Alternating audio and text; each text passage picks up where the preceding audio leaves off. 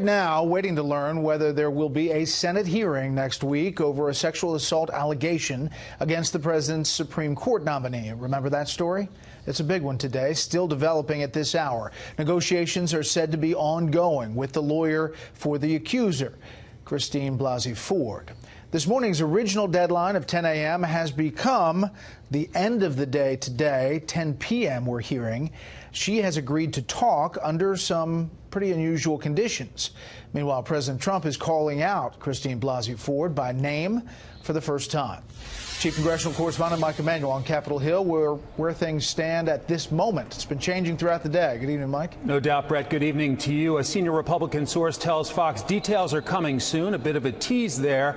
This as the Senate Judiciary Committee is awaiting a response from Christine Blasey Ford about whether she will show up for a hearing on Wednesday. Either way, the president and the Senate Majority Leader are signaling they won't let this drag out. But here's what I want to tell you. In the very near future, Judge Kavanaugh will be on the United States Supreme Court.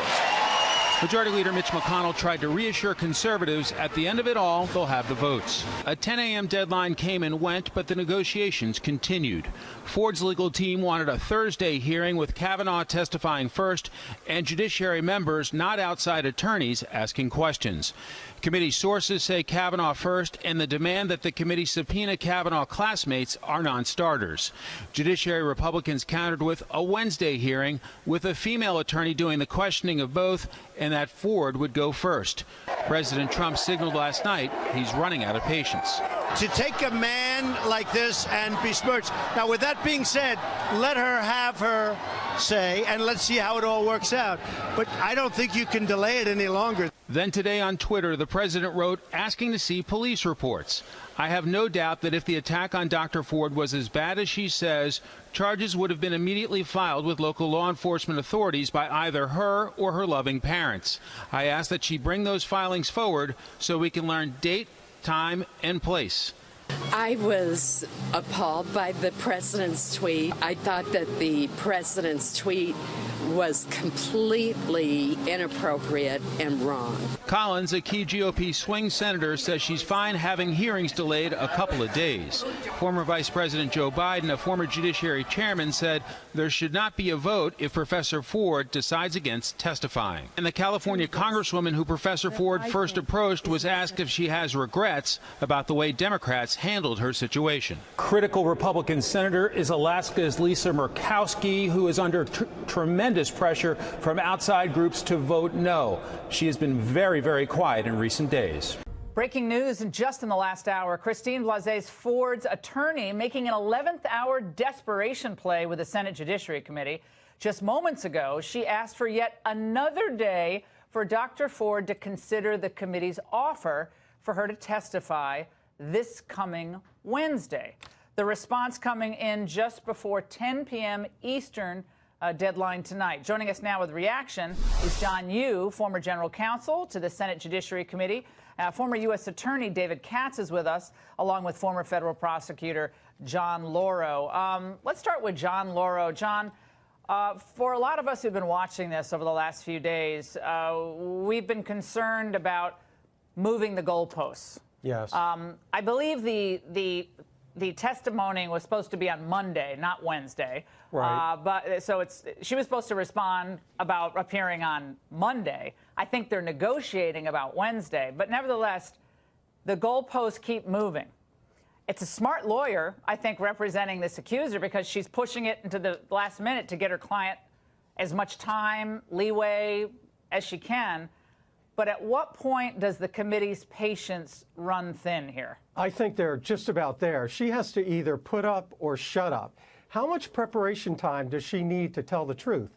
That's the question. I mean, she's been dealing with lawyers for weeks, if not months now. It's time for her to face the music. She's made a very serious accusation, and it's now the moment of truth comes. She has to face questioning. She has to be asked the tough questions, and she can't escape it. If she refuses to testify, then the bottom line is that he's going to be confirmed and this thing is over.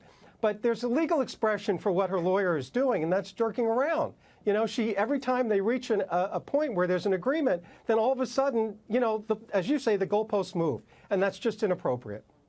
David, I know there are very strong feelings about this case on both sides. There are, a lot of Democrats think that she wouldn't come forward unless this happened. And even though she doesn't remember key details, that's okay. If this has to go on another 2 or 3 weeks, so be it. But it's interesting to note how this is proceeding as a legal matter at the same time, because even though it's not a legal setting, a courtroom, one would think that making a demand that you have to speak after Brett Kavanaugh is a little rich. Don't you think at this point, since she's the one making the accusation? Well, it's not a court of law, but it certainly makes sense that the accusation has to come first and that the person being accused gets to hear exactly what the accusation is and then respond to it. Some of her other demands, I do think, make some sense that, not having all these cameras, not having all of these things that, high officials are used to, but she's not used to that. And she's just going to tell her side of the story. And I kind of agree with, I guess it's Kellyanne Conway, who said that, she should be accommodated. And giving her one more day is accommodating her. She shouldn't be attacked.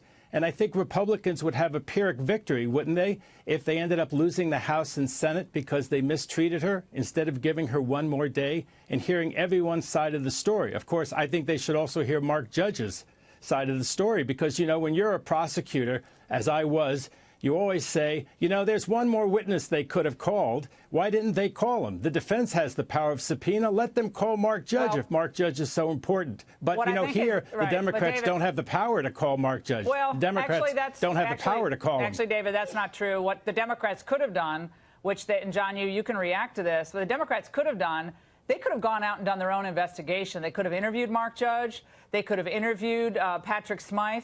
They could have gotten actually quite a bit done in the last 72, 96 hours or so. But instead, what the Democrats are doing is they're going on TV talking about how Kavanaugh is a sexual predator, someone that I've known for 28 years or so. John, I know you've known him for a long time.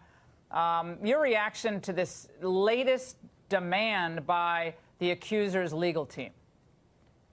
Laura, you actually put your finger on it when you said this isn't actually a courtroom. This is not a criminal trial. This is the Senate performing its constitutional job to give advice and consent. It is a political process and a legal process, but it's not a criminal trial. The Senate doesn't need the FBI to conduct a criminal investigation. As you say, Laura, each side has committee staff. They can go out and interview people. They can interview them under oath. I think that's the most important thing that has to happen, is the stories have to be gotten under oath, under pain of perjury, from both Judge Kavanaugh and from Dr. Ford. The timing is actually important. The sooner the better, because as time goes on, people could adjust their stories and change them in response to what they're hearing in the public. I'm worried about that. I think actually the committee is right to try to freeze the stories in place as soon as possible so that people can't start changing their stories. That would be even worse than moving the goalposts. Well, the Republicans already you've lost that. Right. Well, the Republicans did get both Judge and Patrick Smythe. They did interview them, and they did sign declarations, which were signed under penalty of felony, correct? I mean, so that was done. Democrats could have taken part in the questioning. They decided not to. And going back to what David Katz said, you got to be more accommodating to the accuser. I think the president was right. Let her speak. But to say that the Senate wasn't accommodating, they could have interviewed her at home in California. They said they would. Grassley said he would do it behind closed doors, in public, would be questioned by an outside counsel, which I thought, because it's all these white men up there, it would have been better to have an outside counsel, especially a woman, ask the questions. Now they don't want that. So it seems like they've been quite accommodating, except on, well, we're not going to do it whenever you want to do it, because you don't get to dictate the terms. John, I want you to listen, and all of you, to part of the letter that was released, again, just about an hour ago, from the Kavanaugh accuser's attorney. The imposition of aggressive and artificial deadlines regarding the dates and condition of any hearing has created tremendous and unwarranted anxiety and stress on Dr. Ford.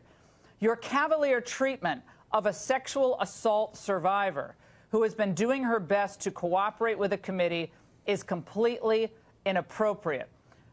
John Lauro, cavalier treatment of a sexual assault survivor seems more to me like a political statement than it does to be from a lawyer who wants to actually make some headway in these negotiations. It's all about politics. If she was serious about having her client testify, she would have made that decision certainly by now to put her before the public. Let me just say one thing. She is going to be treated with kid gloves. Under no circumstances is she going to be abused or treated disrespectfully. That would be counterintuitive to what the Republican majority wants to do. So the reality is they've bent over backwards to have her come in under appropriate circumstances.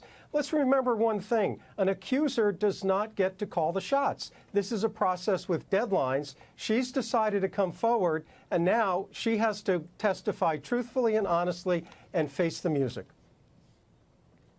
David.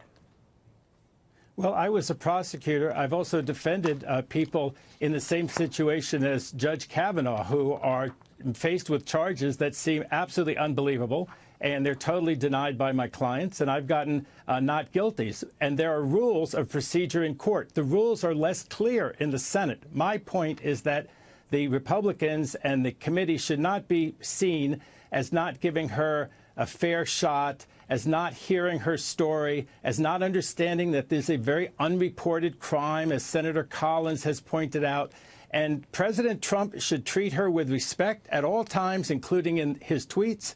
And the Republicans, for their own sake, should treat her with respect. And all the women in this situation, a man in this situation, they don't come forward all the time. Sometimes it's a long time before they make these allegations. Everybody can understand that. And as I say, it's a Pyrrhic victory if they lose the House and the Senate by mistreating her or being cavalier with her. And I don't think she's asked for so much. No one's being cavalier. Laura, I don't think she's asked for so much. She's asked for one more day. David, the vote was supposed to be yesterday. The vote was supposed to be yesterday. Feinstein, John Yoo, had the letter in July. The Democrats, Seidman, Randy Seidman, I think, was already plotting about how to derail Kavanaugh, the same person who's now advising the legal team on overall, process and PR. This has turned into a political cudgel to be used both against Kavanaugh, the Republicans, Donald Trump, all the way to the midterm elections. That might sound cynical, but I've been in Washington for 30 years, and Brett Kavanaugh is getting no respect, in my view, in this process. He's not being respected too well himself. John. Laura, I agree with you. Not only do we show respect to Dr. Ford, we also have to show respect not just to Judge Kavanaugh, we have to show respect for the Senate. What's gone on here, I think, is that the Senate has been manipulated, that these charges were held back until the very last minute, even after the hearings were over. And so what the Senate has to do is make sure it does its constitutional job. This is not about a forum for airing grievances. The Senate has to find out the truth. There's no forensic evidence anymore. The only thing that's left is the witness testimony. The senators have to put them under oath. And while being respectful, we have found in our legal system the best way to get the truth is to subject both witnesses to questioning and cross-examination. I don't think that anyone should be treated with kid gloves or treated differently. We ask this of people in cases every day in courtrooms around the country in these kinds of cases. I don't think we should expect any less and give respect to Kavanaugh and to Dr. Ford, but show them respect by expecting them to tell the truth under oath and be subject and willing to answer questions and cross-examination. Right, and we don't change the cameras or the lighting. I mean, this is... only one camera angle. What is that? I mean, if you're gonna launch that kind of allegation against someone this late in the game, 36 years later, then come along and say, "Oh no, but I don't want a camera and a woman can't ask the question." To me, that's just I don't know. Laura, I don't like the feel of any of that. Laura, we have to respect victims too. We have to respect alleged victims. Okay, guys. All right, yeah, I'm sorry, I'm going on, but when I heard the camera thing, I thought, everybody who goes up before that committee has to have the same Senate agreed cameras. To that, Laura. Yeah, Laura, the Senate agreed to that. Did I say they didn't? I thought it was really, really goofy. Okay, if you look silly and goofy, it sets a terrible precedent. I don't like that precedent of having to change the process She's a so late in the game. There are a lot of she's a victim. She's not used to that. She's not used to that. We don't know that. A lot of us aren't used to this because it's so late in the game.